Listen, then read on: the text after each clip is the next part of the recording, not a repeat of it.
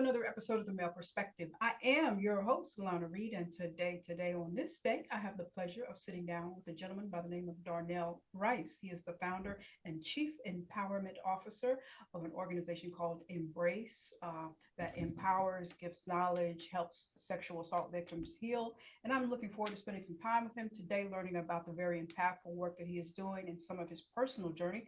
But first and foremost, as I always do, sir, I take a quick moment to pause, say thank you to you for making time for me today. Time is a gift. Once we give it, we cannot get it back.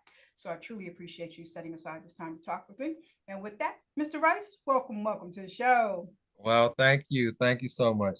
Thank you so Oh. much. I'm grateful to be on the show. And just really have an intimate conversation, really letting people see me and my vulnerable side because I think vulnerability is very key, especially being a black man. Yes, indeed. And it's so refreshing to see because we don't, like you said, we don't get that often. So I'm glad you're letting me peek into a little bit of your journey. And with that, I want to start off with not embrace per se. We'll get into that in a second, but I want to, if I could trouble you to kind of share some of your personal journey that even caused you to form Embrace in the first place. Wow. Well, it all started back, 5, 6 years ago. I was just in my home, and I just really had had like a vision, or just had like it was like I needed for someone to hear my story. Mm. And I remember I was in my room, and I just tears started falling down my face, and I really was like, I want someone to hear my truth, because I didn't want to suffer in silence. And so from there, I had a lot of people come in and out of my life to help me, you know, say, hey, you have a story. You need to share your story. So I was able to share my story on a stage here in Arkansas, and it was a storytelling platform, and I was the only black male Oh. to share my story on stage, and it was a very powerful moment for me because being on stage in front of people, and talking about such a very taboo subject, Mm-hmm. that we don't talk about in our communities, Mm-hmm. especially coming from black males, Mm-hmm. young men. Yes. It was just a way for me to start that process of healing and Mm-hmm. hope. And so just sharing my story, and then I started to work for a coalition, and then that's when I really started to realize that the work was really needed Yes. in our communities. And so I took out on a voyage and a crusade, for Embrace to be a platform for survivors and also individuals that have been impacted. Because, as you know, not only is it taboo, but also it happens across all communities, but it's not publicized, Mm-hmm. and also it's not like it's not a way to people to have a voice, because a lot Mm-hmm. of times people try to silence the voice, Mm-hmm. and so for me it was an opportunity for not only my journey, but to just let people know it's okay. Yeah. It's okay to start the process of healing, Yeah. but healing is just not one day. Mm-hmm. True, true. Now, I'm not sure how long you had been holding on to um, the pain, but in that process, I guess I want to ask you what for you as a black man was holding you back from saying to somebody, hey, I mean, hmm go ahead. go ahead. I just was gonna say, like, when you think about it, being a black male, we're taught to not show emotion. Mm-hmm. We're taught not to, be vulnerable. We're not taught to, express our emotions. So for me, it was just like a matter of, I just didn't care. I just didn't care what people say, what people felt, what people thought, because this is my journey. This is my healing journey. So with that, it was just like, think about guilt, shame, ridicule, opinions. That's what goes on, in the mind of survival.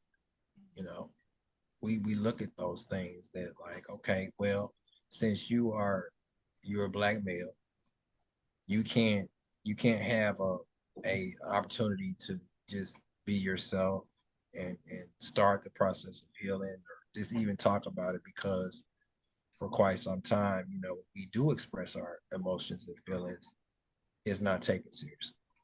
Yeah, I got you. Okay. Got you, got you, got And so, when you think about trauma, especially that type of trauma, you. Mm, it can definitely play out in so many different ways. yeah. And so, Well, and not to interrupt you, let me ask you that because and I'm kind of thinking as I'm listening to you talk. Now that you're on this side of the journey, how did it manifest itself not being healed before you? relationships, Ah, um, you know, looking for that mother love, that father love. mm-hmm. It went into father and mother wounds. Okay. Um, you know, not being able to have that support, because not only was the sexual abuse going on, but also the physical, emotional abuse was going on too. So just imagine a child having to Yeah. deal with all those different traumas. Okay. Then it was just a lot. So if you think about ACEs, adverse childhood experiences, my ACEs score coming out the womb was already at a 2 Mm-hmm. because of a mother and a father in a domestic violence relationship. Got you. Okay. Okay. So in the womb, I experienced intergenerational trauma. Okay. As all of us, yeah, most of us do in our communities, and we don't deal with it. Yeah. And so, think about it that way. So coming out the womb, it was like, okay, how do I adjust as a little boy, even as a child, even Mm-hmm. in the womb? Got you. Got you. Got you. So, and I think this is something that, the Black community has really struggled with for generations. Nobody has really given us, coming out of enslavement, given us the mental health tools to deal with some of the trauma that has been passed on. But um, sometimes, oftentimes, when it comes to sexual trauma, we have been taught in our culture just not to say anything, not to do anything, Mm-hmm. even though something might be wrong or feel Yeah. something might be wrong. Mm-hmm. So if you had to speak back to the little boy and say, okay, Darnell, in your gut and your spirit, your soul, something's not right here, how do you advise him to speak to somebody, talk to somebody? Because your caregivers, you're thinking are giving you love. You kind of Mm-hmm. juggling like, is this right or is this wrong or is this right? Or, Mm-hmm. it's a thing. What advice do you give to the young folks about how to speak up for themselves? I mean, we're in different times. Yeah. So, when I was growing up, you had that grandmother. Big mama. God rest her soul. My Yeah. granny's been gone for about be 3 years, but Oh, just trusting someone that you can really trust to have the conversation because a lot of times you feeling the shame, you feeling the guilt, you feeling all these different emotions because you yeah. feel like it was your fault. Mm-hmm. But I would tell any person that it's not your fault. Mm-hmm. So, on the other end of that, how does the caregiver, the grandma, or the teacher, or the neighbor down the street, especially in today's times, because some of us are not wanting to get too involved. How do you respond or handle properly the person that's coming to you and saying, "Hey, I've been sexually assaulted," and So how do you deal with that? well, first of all, you let them know that you are a safe space. Okay, You got to build trust. okay, You got to let them know that it's not their fault and that you're a safe space. Okay. And basically, number two, how can I support Gotcha. Okay. you? And then from there, the thing is a lot of times we have to educate ourselves. We have to get involved, whether it's a coalition, whether it's uh, organizations that do the work that I do, you Mm-hmm. know, educating yourself and raising that awareness. And once you do that, then you can be a credible bystander, Okay. Okay. able to deploy connections and resources. Okay.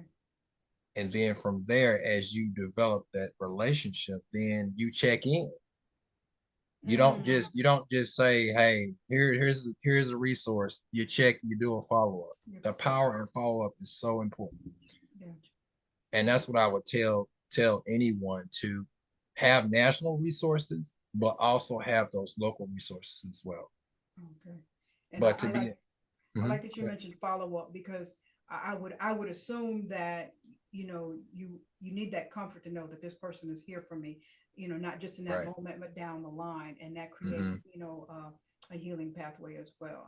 I'm assuming. Yes, it does. And so you can just maybe have one person because you want to have that one person that you can go to and Okay. have a plan of action. Okay. Okay, these are some of the things that I'm going to do. For me, I had to start off with the little boy. I had to speak to the little boy and let the little boy know that, hey, it's okay. You can rest now. You don't have to keep peeking around the corner. You don't have to Mm. hang on to daddy's leg. Mm-hmm. You don't have to do that, Mm-hmm. you Okay. know. And so, really just trusting, number one, Mm-hmm. build a rapport. Number two, build trust. Number three, let them know that you're a safe space. And then number four, connect them with resources. But also number five, follow up. Follow up, follow up. I like that follow up because so many times I think we just hear and you deal with it and Excuse me. okay, Right. okay, I don't Yeah. have to deal with it anymore. Yeah. Yeah. Because the statistics don't lie. 1 in 4 girls will be sexually assaulted before the age of 18, and 1 in 6 boys will be sexually assaulted before the age of 18. One So in one what for in the six, boys? One in yeah, six? 1 in 6. Now let's take it a step further. Now, when it comes to our, young people, if you think about percentage rise, and this is a rough draft, but between 14 and 17% of young people will experience sexual trauma. And so when you think about that, and it's even higher in the LGBTQ+1 community as well too. Mm-hmm. Mm-hmm. Wow. Now you said one in six boys, and I'm wondering, and I might be stereotyping here. When it comes to boys and the concept of manhood, Hmm. sometimes when it comes to sexual assault, it's not always men perpetrating, right? So Yeah, sometimes it's women, mhm. and in the male community, sometimes little boys get the high five if he's 14, The 15, rite of 16. passage. Yes, and they don't people don't look at that as that's actually sexual Assault. abuse. Yes, it is because It you're actually grooming. mm-hmm, If you think about a man mm-hmm, grooming a little girl, mm-hmm. vice versa. So it just depends. We just got to have these conversations, and that's why Embrace has been created. Awesome, yeah, because when you said one in six, I was thinking that number might actually be larger if the boys who are not perceiving it to be a rite of Hmm. passage actually look at it for what it is. So Right. yeah, Exactly. we have work to do still. We have work to do. But let me segue to embrace. What are some of the works and programs that you guys do over there? So what are some of the ones So that we can Embrace is. I'm gonna give you the acronym: Elevate, Motivation, Believe, Redemption, Acceptance, Courage, and Empower. okay, all right, okay. I didn't okay. I just thought it was embrace. Now we learned me a thing or two. So what are some of the things you guys do over there? So we basically what we do is we do a lot of workshops, we do a lot of presentations on consent, speak up, speak out. We do a prevention advocacy um, presentation. We do curse breakers as well. Explain what a curse breaker is, so folks So can a curse understand. breaker would be breaking curses, generational curses, Mm-hmm. naming the machine, basically understanding who you are and what your superpowers can be. We do a lot of we do a lot of outreach as well too. We do technical assistance as well. Mm-hmm. And so we are expanding, but right now we're Great. small. But the biggest thing is really education and awareness. Okay. All right. And so what we're doing is we're working with students and professionals of basically how to heal from childhood trauma because, that's what we do. We want to make sure that our young people have an opportunity to start the process of healing now. And then as they continue to grow, they won't have to go through some of the same concerns as I did as a little boy. Because I Mm. speak for the little boys, little girls, but also think about the grown folks that have grown up and that still are struggling with the little boy, little girl to heal. I've had many men to come to me and say, man, I thank you for Embrace because Embrace is a platform for me to share my truth and to start the healing process. And so that's why it's important that we have community initiatives like mine to really speak to our communities. Mm-hmm. Yeah, you think, like you mentioned earlier, when you don't do the work and you're walking around in this world unhealed and not, packaging, unpackaging, and um, healing the broken parts, the way it manifests in your life and your interpersonal relationships with others, and just how many people we have walking around Mhm. that need to do that work. Yeah, because heal people. Hmm. I like that because usually you hear hurt people, but hey, Let's heal heal people. I people. like Yes. that. Hmm. Yeah. But and you have a book, How Healing Happens, a Yes, guidebook. yes, I do. I do. I have a curriculum that I teach from that talks about how to heal.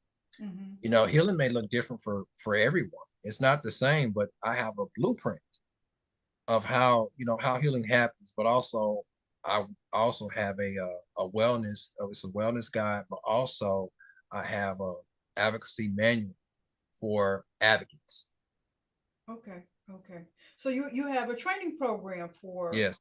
So Hmm. is it only for people in Arkansas, or can people It's nationwide? nationwide. Okay, okay. And do Uh, you have like support group meetings for the older folks, or you're just tackling the younger well, generation? well, right now, I do have a support group. It's called Embrace You, and it's on Facebook. So do you meet monthly, or how often can people connect with Right you? now, it had been on pause because um, of the fact that with everything that's going on, I'm actually gonna get back into the group because I Hmm. need to do a lot of content. I typically do a lot of content on Instagram, but I need to make sure I connect all platforms such as Yeah. Facebook, Instagram, and LinkedIn. Okay. Because not only working with at-risk youth, but also working with professionals because I can do professional development too as well with Okay. professionals. Okay. Because a lot of your professionals, they may have some concerns that is hindering their progression through the workforce, especially if they're a high performing professional. They Hmm. may have some unresolved trauma there. So I will come in and do professional development as it relates to consent in the workplace, unhealthy, healthy relationships, and also boundaries. So Okay. yes, so basically, yes, I'm working with our students, true enough, but I also on the flip side of that can also do professional development. I work with small and mid-sized organizations. Okay. Great. Okay. So let me circle back to something because as I was listening to it, it just popped in my head. When a young person is the victim of sexual assault and it's taking place in the home environment, like your personal story, what I'm think I'm hearing. Yes. Um, and that child speaks up, do what is usually the course of action? Is it the family goes into therapy, or the child is removed from the home, or what It just happens? it just really with that is, when they first say something to the caregiver, to the family member, you know, it would be a conversation with the parent or the grandparent and the child, but also develop a plan to where, you know, how do we start this process? And then from there, supporting the child to where the child can start that process of healing, because the child will go through those five periods, denial, anger, shame, guilt. So you got to allow the child to go through the process, but you're also going through a process as well, because you feel like you did not, protect the child. Hmm. And so those feelings, the same feelings the child is having, you're having That's as the caregiver or the parent or the grandparent. May I be a little nosy and pry? Has the family healed from your journey yet, or are we on good terms now? Or Well, I'm gonna say this, that it started with me, and then had a conversation, so I really understand now what happened. okay. But I tell you, sometimes you have to, forgiveness is key. Hmm. And so for me, I had to get to a point of forgiveness, because if I'm in the marketplace doing this work, this impactful work, I gotta let people know you gotta heal, and also you gotta forgive. Forgiveness does not mean uh, that you know you're gonna have a great relationship. It just means that you can move forward in your life, and you can walk in forgiveness, and just and say, hey, it's okay. Hmm. Yeah. You know, I don't necessarily excuse or understand the behavior, right? You but don't you don't excuse the behavior, I gotta forgive you so that weight is not holding me back in my own and personal life. yes, right, and then you can go on and be great, That's right. because when you're living in purpose and then on purpose, it just hit a little different. There you go. Pass the collection plate. There you go. All righty. So, did I read that you started off in barbershops though? Well, so that was basically, yeah. That's another organization that I work with. So Okay. I'm more, see, everybody knows me from the barbershops, but there's a lot of depths to me, and so mental health is my passion as well, but Okay. also embrace is definitely a pat passion work too. So it just all goes hand in hand. Man, okay. And so, yes. So, but this is more deeper, because as you start talking about sexual trauma, it can be triggering at times. And so, for me, I had to go through that process, and I'm still here. You know, Mm-hmm. as a advocate against sexual violence, I'm still healing, but I'm not where I used to be. Hey, amen. So I ain't trying to have church up in here, but but There I'm you just go. saying, you We know, can, we can, we you know, but can.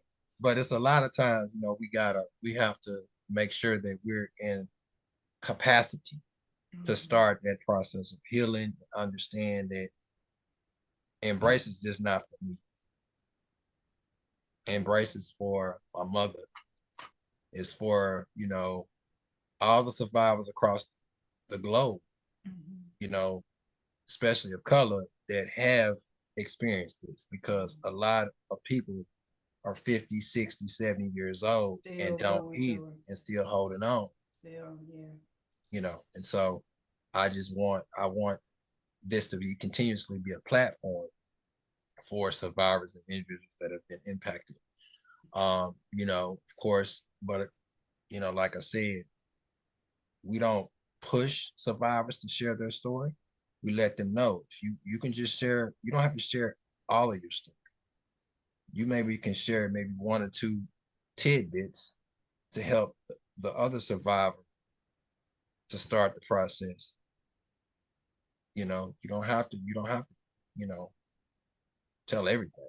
Yeah, Sometimes you can put it in a book. that's right. That's right. And I think that it goes into creating a space where people feel safe, where if I just blurt the whole thing out, or if I just, kind of gloss, I'm still safe in here and comfortable in people who will understand my journey. Um, Hmm. and that opens the doorways to healing. But you mentioned something I want to go back to, and I think people don't understand. Healing is not a final destination. It's not a linear thing. So some days you have good days, some days you have bad days. How do you mentally shift when it's heavy for you on a mental day? Well, self care. Mm, Self care means unplugging. I ain't okay. talking about getting your nails and hair done. I'm talking about that. That's not self care. Self Mm, care is really, doing things that really make you happy. What I mean is watching, going on a trip, mhm. watching your favorite TV show, Okay. spending time with friends and family, Okay. because I do a lot of heavy work. So I have to make sure I unplug, like literally I unplug. would Like, think okay, so. Yeah. I'm not going to, we're not talking about anything dealing with work because like, when you're doing this work, especially when I think about our leaders, I don't think our leaders really unplug, And so for me, I like to just be around people that I care about and just There laugh, you go. live and love, and be able to, you know, be in a state of talk, speaking affirmations and speaking positivity in your life even when it don't look, when it doesn't look, but I'm speaking positivity in my life. So take a situation that's maybe negative, but turn it into being positive. And it's a challenge. Had a day yesterday, but I'm back. I'm Hmm. back, and and it took me really understanding that what, let me turn this into a positive Yeah. because at the end of the day, we are what we speak. Yeah. There you go. So we gotta always think about being positive when it's raining. There you go. There you go. And I think you probably have learned that lesson better than any of us about how to give yourself some grace. Yeah, I Sometimes, mean, great grace is everything. yeah, We have to do that even as people, because my story is not your story. But that doesn't mean that my trauma is bigger than your trauma. hmm, We all have trauma. I'm not going around saying I got a badge of trauma. No, I don't want to just wake up every morning and say, "Oh, I just want to have trauma." No, hmm, hmm, it stops with me because every day that I wake up is a new day to take it and say, you know what, I'm going to be better than I was yesterday, there and I'm you going go. to continuously heal. And you got to trust the process. Yeah. I've been on this journey with Embrace for 5 years, Awesome. and so it's been rough because sometimes people don't see the vision, they don't see the value. Hmm. But what I'm going to do is, I'm speaking it into existence. Embrace is just not going to be just your one program. It's going to be the program There you because go. people need Embrace. There you go.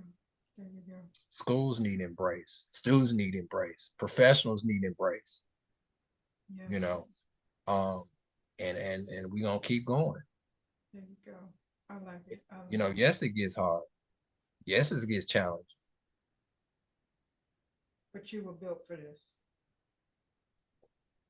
That part. You were built for this. You were built for this. That part.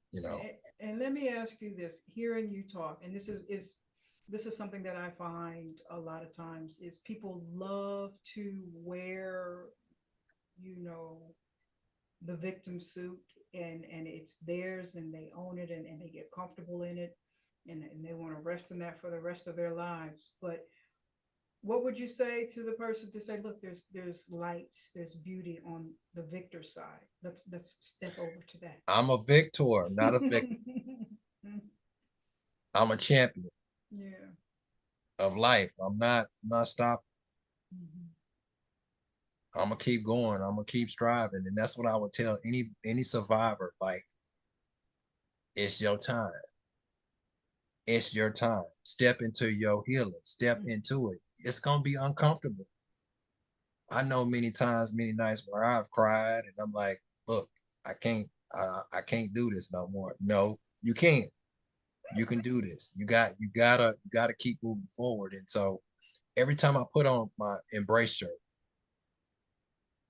it gives me the ability and the strength to keep going because this ain't just for me. There you go.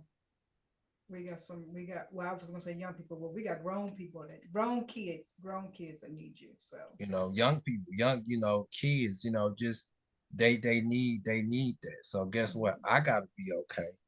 I gotta make sure that I'm taking care of myself so I'm able to pour out. But I gotta be replenished too now, you know. And so I tell people just make sure that you are replenishing yourself, and take grace, just grace when you're in the healing process, grace. And that's what I had. And I have to learn it too every day, because grace, I gotta give myself grace.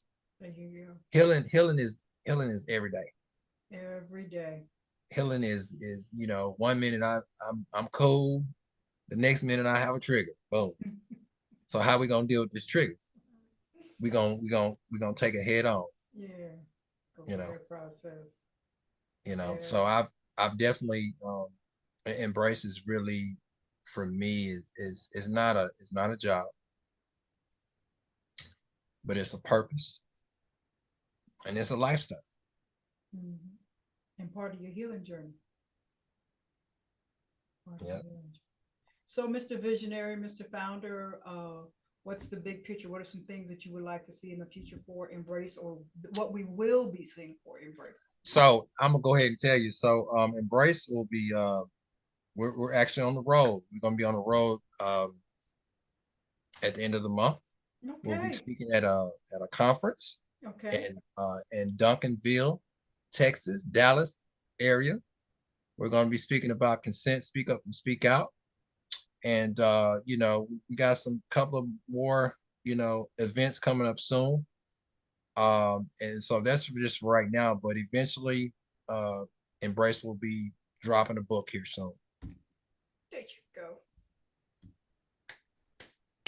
There you go. There you go. Okay. I like that. I like that. Well, we're gonna be keeping our eye on you, on the lookout for you, Little Rock, Arkansas. Not only do we have Darnell Rice, but we have some very rich history coming out of Little Rock, Arkansas. So, you Yeah. know. Mhm. Yeah, we do, but that ain't the stopping grounds now. I'm from St. Louis, Missouri. Oh, you from St. Louis? Okay. St. Louis. Yes, yes. Okay. Yeah, In where the St. Red Louis. Foxes and the Joe Torres and that. Yeah, yeah. That's Okay. yeah. Okay. Now you'll see where you get your grit from. They can't keep me down. Can't keep me No, down. All right. All no. righty, sir. Well, I'm going to ask you my random question, and then I'm going to ask you to tell us how we connect with you. Because Okay. people have an opportunity to pour into Embrace financially if they want to, and those kinds of things. Correct? I think I saw that. So, and you do travel around. You can go to schools and possibly give workshops or something. We do. Yeah, school. I can do. I work with schools. I work with organizations. Mhm. Also, also work with clergy. Okay, that's a whole nother story there. We can do that one for a minute there. Let me stay safe. Let me stay in a safe space. Let me find my little question. Moving. What is your least favorite food? My least favorite food would be liver. All righty. All righty. I don't know what your age is, but back when we was young, they used to make us eat that My liver. grandma used to make me eat that liver, boy, Ah! with gravy and rice and everything. I love you, grandma, but why I got to eat this? Yes, indeed. Yes, indeed. Yes, Yeah, indeed. but that's all right. But that's all right though. Yeah, All right. she was just doing what she could, the best she could. Yeah, we did Yeah, pass down some routines there. right. Well, sir, tell us how we connect with you. Like I said, people can have an opportunity to pour into what you're doing financially. If they want to, bring you to their state, their city to teach some classes, hold some workshops. Just tell us how we connect with you. So you can connect with me with embrace_elevate. That's my Instagram handle.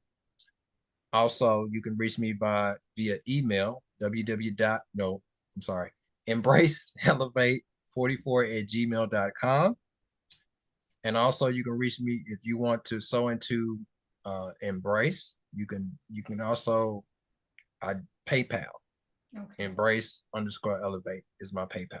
So if you want to donate, if you want to, donate to the organization, because we definitely bring in interns to do the work as well. We give interns opportunities as well, Awesome. Awesome. Awesome. so Awesome. they can learn about sexual trauma and learn about how to be a bystander and just different things, because at the end of the day, it's going to take all of us to do this work. Mm-hmm. Mm-hmm. It's just so impactful. Coming from the Black community, it's still an area where we just do not want to really touch and talk about. And it's very refreshing to see here in 2024 more of us coming forward and saying, hey, this is some dark secrets that we kind of need to deal with because it's impacting so much of the Right. health of our community. So, it's one, and especially our brothers, it's just a joy to see the work being done. So, I mean, I commend you for stepping out to the forefront. I know it's not easy. There's a lot of stigma behind it. So, from my little small corner of the world, I mean, I just kudos for me.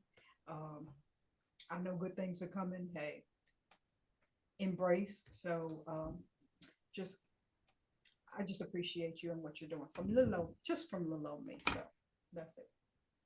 Yeah, well, I definitely appreciate the time and the honor for being on the show. I just want anyone that will listen to this recording. It's okay not to be okay. That's right. It's okay to start the process of healing. But remember, you are a victor, not a victim. That's right. You are a That's right. champion. I like that. I like that. That is all for this week's episode of The Male Perspective. I am your host, Lana Reid, and I will see everybody next time.